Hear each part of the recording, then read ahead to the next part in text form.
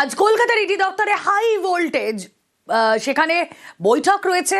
বুধবার ইডি ডিরেক্টরের ক্লাসে রাজ্যের ইডি অফিসাররা গতকাল রাতেই কলকাতায় ইডি চিফ রাহুল নবীন আজ দিনভর কেস ধরে ধরে বৈঠক এবং ইডি অধিকর্তার এই সফর।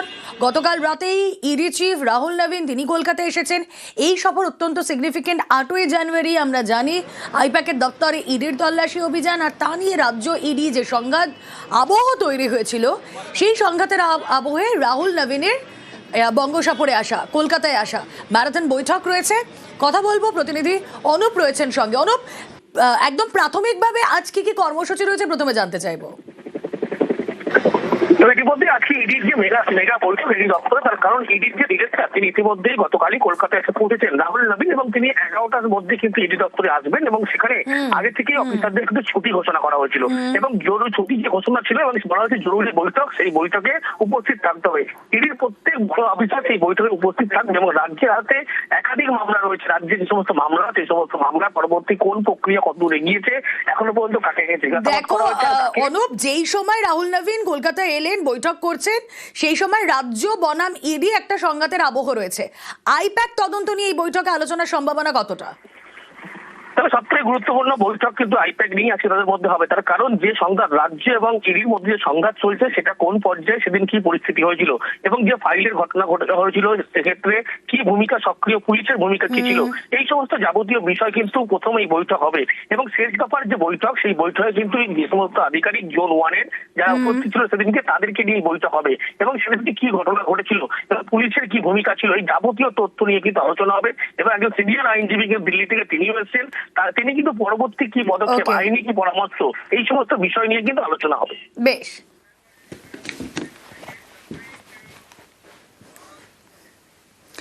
সোনারপুরে এসআইআর হিয়ারিং এর ভুলে ভরা ফর্মের একদিকে লেখা কাটোয়া বিধানসভা, আর একদিকে প্রাথমিক শিক্ষা পর্ষদের লোগো, আর এই নিয়ে জোর শোরগোল।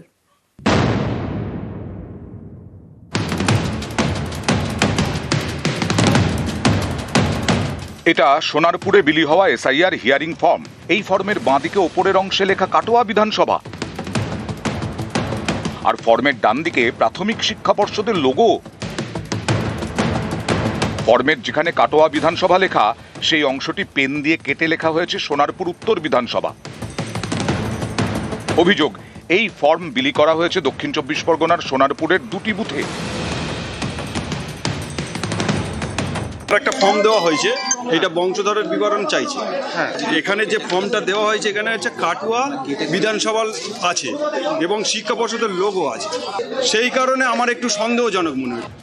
দক্ষিণ 24 পরগনার সোনারপুরে রাজপুর সোনারপুর পুরসভা। বুধবার এখানকার 32 নম্বর ওয়ার্ডের 2টি বুথে বিলি করা হয় এসআইআর হিয়ারিং ফর্ম। অভিযোগ, তার মধ্যে বেশ কয়েকটি ফর্মে লেখা কাটোয়া বিধানসভার নাম, সঙ্গে প্রাথমিক শিক্ষা পর্ষদের লোগো। এ নিয়ে শোরগোল পড়ে যায়। স্থানীয়রা বিষয়টি নিয়ে এলাকার কাউন্সিলরকে জানান, তিনি ফর্ম বিভ্রাটের কথা জানান বিডিওকে। এদেরকে বলা হয়েছে, এরা বললো কাটোয়া বিধানসভা কেটে আমরা রাজপুর সোনারপুর করে আমরা স্টাম্প মেরে দিই।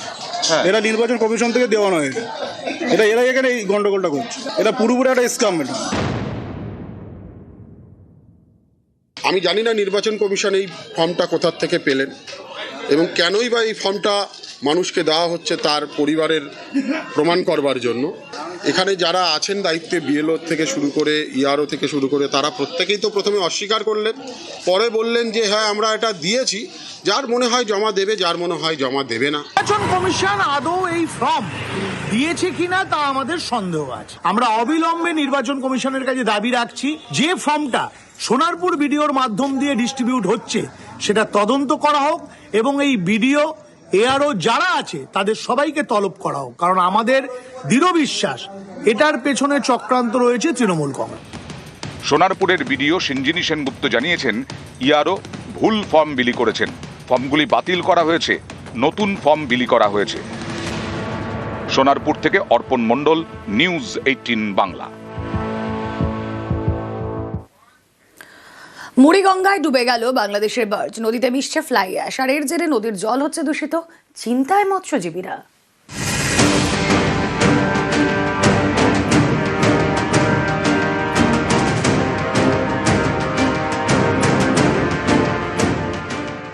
এটা বাংলাদেশি বার্জ। বজবজ থেকে ফ্লাই অ্যাশ নিয়ে যাওয়ার সময় বিপাকে পড়ে। গত মঙ্গলবার রাতে দক্ষিণ 24 পরগনার ঘোড়ামারা দ্বীপের কাছে মুড়িগঙ্গার চরে ধাক্কা মারে। এর জেরে বাংলাদেশি বার্জটি ডুবে যায়। বার্জ থেকে উদ্ধার করা হয় 11 জনকে, তাদের মধ্যে 10 জন বাংলাদেশি।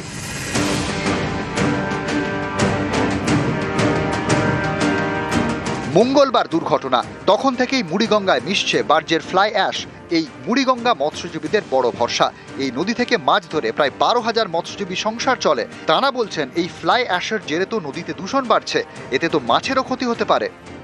আইএসগুলো নদীতে পড়ছে, ওটা আমাদের ফিশিং এবং গঙ্গার দূষণের জন্য যথেষ্ট কারণ হতে থাকে। এই জায়গাগুলোতে সিল্টিং হয় প্রত্যেক বছর। এটা একটা ইন্টারন্যাশনাল জলপথ, কেন্দ্রীয় সরকারেরও এটা নজর দেওয়া উচিত। এবং একই ঘটনা কেন বারবার ঘটে এটা, আর এটা কোনো চক্রের মধ্যে পড়েছে কিনা সেটাই দেখা উচিত।